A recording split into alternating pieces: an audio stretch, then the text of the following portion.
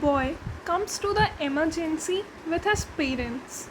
The parents complain that the child is having a fear of water and is producing barking sounds like a dog. On probing, the child admits that 6 weeks back he got bit by a dog, but he did not tell anyone and did some wound dressing on his own. The, the wound is almost healed, but he is having neurologic symptoms. So fear of water है, dog के जैसा barking sounds produce कर रहा है वो बच्चा, और 6 हफ्ते पहले उसे कुत्ते ने काटा था और वो किसी को बताया नहीं, खुद से ही अपने वुंड को ड्रेस कर लिया. वो वुंड ठीक हो चुका है पर कुछ न्यूरोलॉजिक सिम्टम्स हैं. So what is likely diagnosis? The probable diagnosis is encephalitic rabies caused by rabies virus. So this is secondary to dog bite. Encephalitic rabies is secondary to dog bite.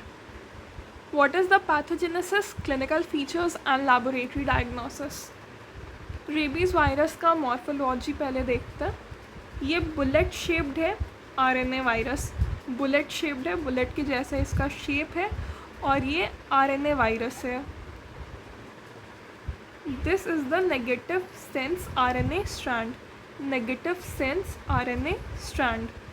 G protein are most important as responsible for the pathogenesis of the virus as well as used in vaccine development. जो G protein है वो सबसे important है. G protein is responsible for the pathogenesis as well as vaccine development में भी G protein use होता है. ये सब ग्लाइकोप्रोटीन है. ये लिपिड बाइलेयर रहा, लिपिड बाइलेयर ग्लाइकोप्रोटीन.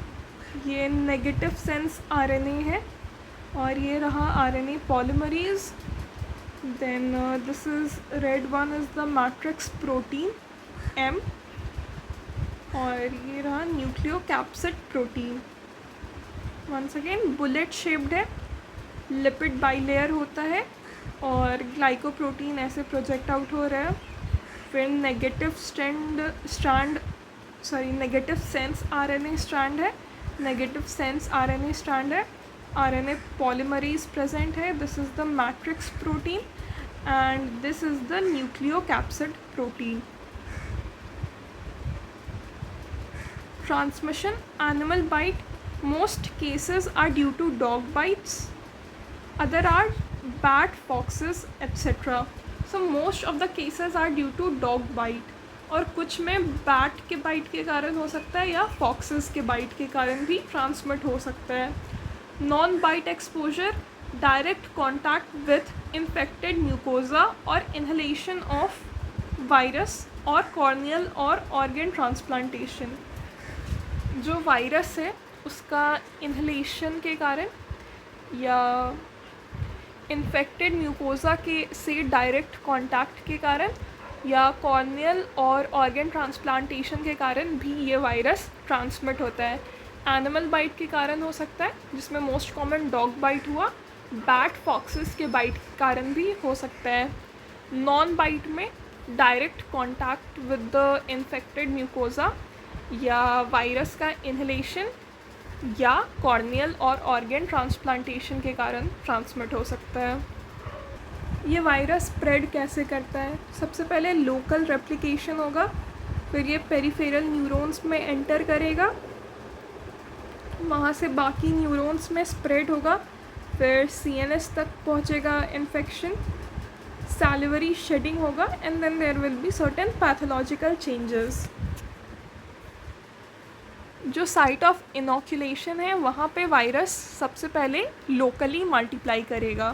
ठीक है, या तो मसल में या कनेक्टिव टिश्यू में.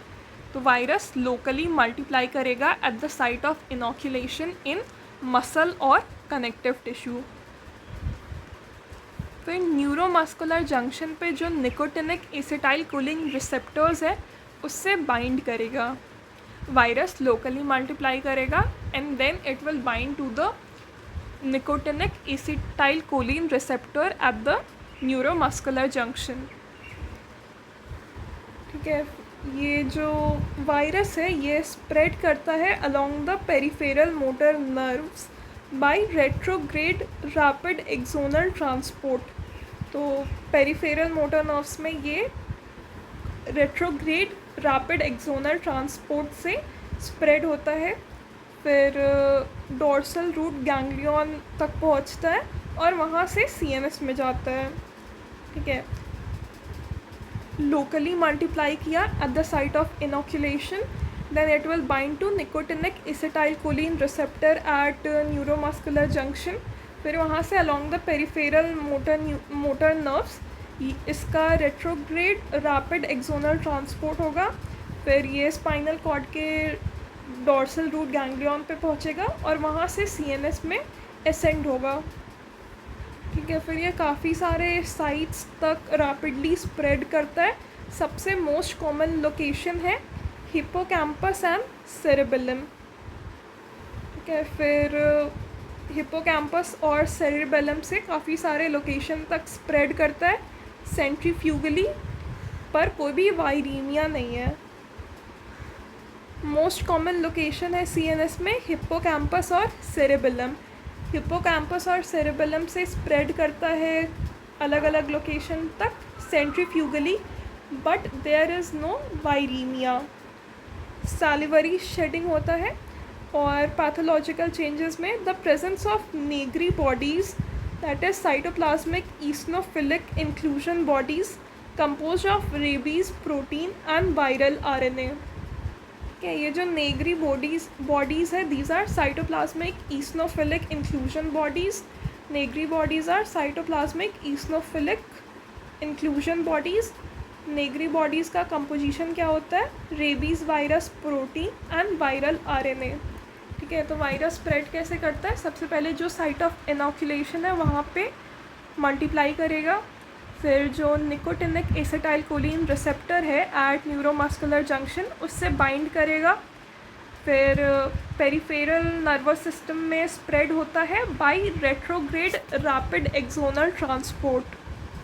रेट्रोग्रेड रैपिड एक्सोनल ट्रांसपोर्ट से टीएनएस में स्प्रेड होगा, देन स्पाइनल कॉर्ड के डॉर्सल रूट गैंग्लियन तक जाएगा, फिर सीएनएस में असेंड होगा, फिर वहाँ से कुछ साइट्स पे स्प्रेड होगा. Most common site hippocampus and cerebellum. फिर वहाँ से बाकी सारे साइट्स तक जाएगा centrifugally, but there will be no viraemia. Salivary shedding भी होता है. पैथोलॉजिकल चेंजेस में नेग्री बॉडीज़ मिलेंगे which are cytoplasmic eosinophilic inclusion bodies. What is the composition of negri bodies? That is rabies virus protein and viral RNA.